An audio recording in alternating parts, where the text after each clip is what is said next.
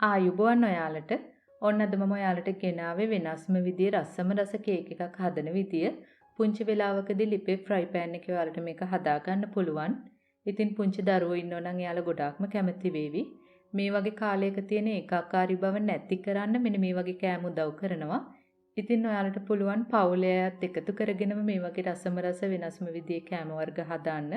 වෙනස්ම විදිහේ අත්දැකීමක් ලැබේවි. ඉතින් අපි දැන් බලමු කොහොමද හදාන්නේ මොනවද ඕන කරන්නේ කියලා. ඕන කරන දේවල් වල ලිස්ට් එක ඩිස්ක්‍රිප්ෂන් බොක්ස් එකේ තියෙනවා. මම දැන් මේ බෝල් එකට එකතු කරලා තියෙනවා බිත්තර දෙකක්. ඒකටම එකතු කරනවා සීනි ග්‍රෑම් 40ක්. මී පැණි හෝ කිතුල් පැණි ඒ වගේ ඕනම දෙයක් මේස හැන්දක්. වැනිලා තේ හැඳි භාගයක්. ලුණු පිංච් එකක්. දැන් මේ ටික ඔක්කොම කවලම් කරලා සීනි ටික දිය කර ගන්න. මේ මිශ්‍රණය ඔයාලා බීට් කරන්න ඕන නැහැ. නිකන් හැන්දකින් උනත් ඔයාලට මේ විදිහට සීනි ටික දිය කරගන්න පුළුවන්.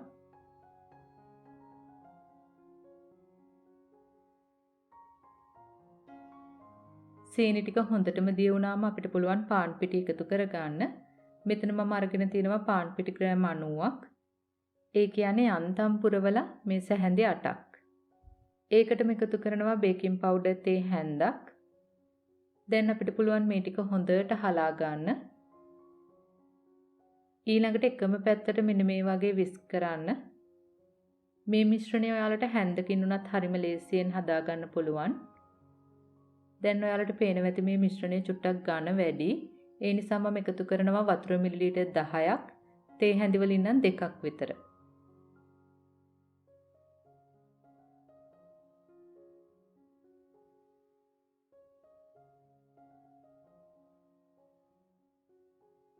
දැන් ඔයාලා මෙන්න මේ පදමට හදා ගන්න.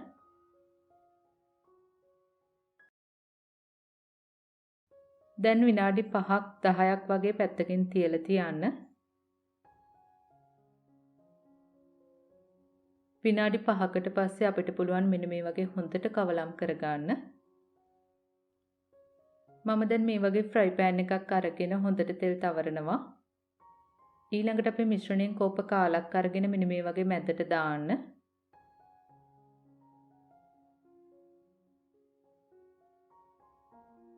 දැන් ඔයාලා මේක හදන්න ඕන අඩුම ගින්දරේ එහෙම නැත්නම් යට ටික කළු වෙනවා. උඩින් හොඳට සිදුරු හැදෙන තුරු මේ වගේම තියෙන්න දෙන්න.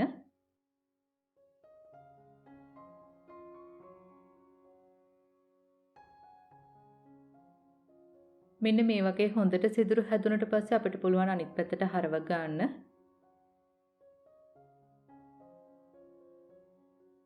දැන් අපිට පුළුවන් පිඟානකට මාරු කර ගන්න.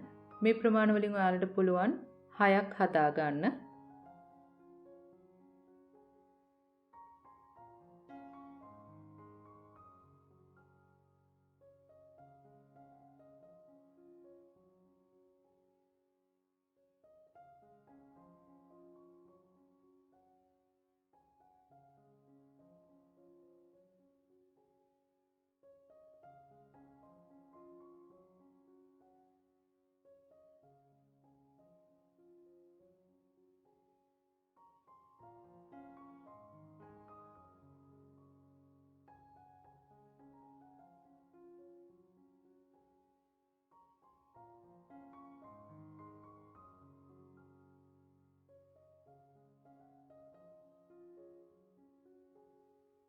මම අද ෆිලින් එක විදිහට ගන්න චොක්ලට්.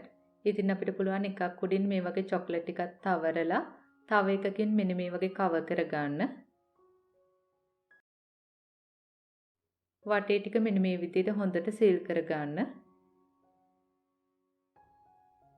මේ ෆිලින් එක විදිහට ඔයාලට කස්ටර්ඩ් ෆිලින් එකක් දාන්න පුළුවන්.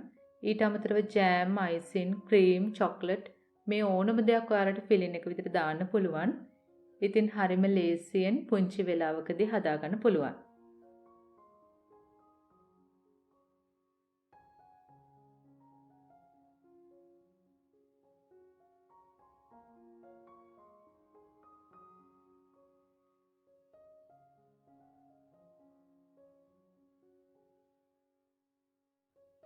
මම දැන් ඔයාලට ටිකක් කඩලා පෙන්නන්නම් කොහොමද ඇතුළේ තියෙන්නේ කියලා. මෙන්න මේ වගේ හරිම ලස්සනට ගොඩාක්ම රසට තියෙනවා. පුංචි වෙලාවකදී හරිම ලේසියෙන් ඔයාලට හදා ගන්න පුළුවන්.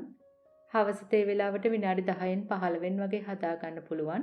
ඉතින් ගොඩාක් දේවල් ඕන කරන්නේ නැහැ. ඕන කරන දේවල් ටිකත් ඔයාලට ගෙදරින්ම හොයා ගන්න පුළුවන්. ඉතින් ඔයාලත් හදලා බලන්න. මේ ගැන ගැටළු යෝජනා තියෙනවා නම් පහලින් කමෙන්ට් එකක් දාන්න. අපි ආයෙත් මේ වගේම රසබර වීඩියෝ එකකින් හමු වෙමු. එතකන් ඔයාලට සුබ දවසක්. ස්තුතියි.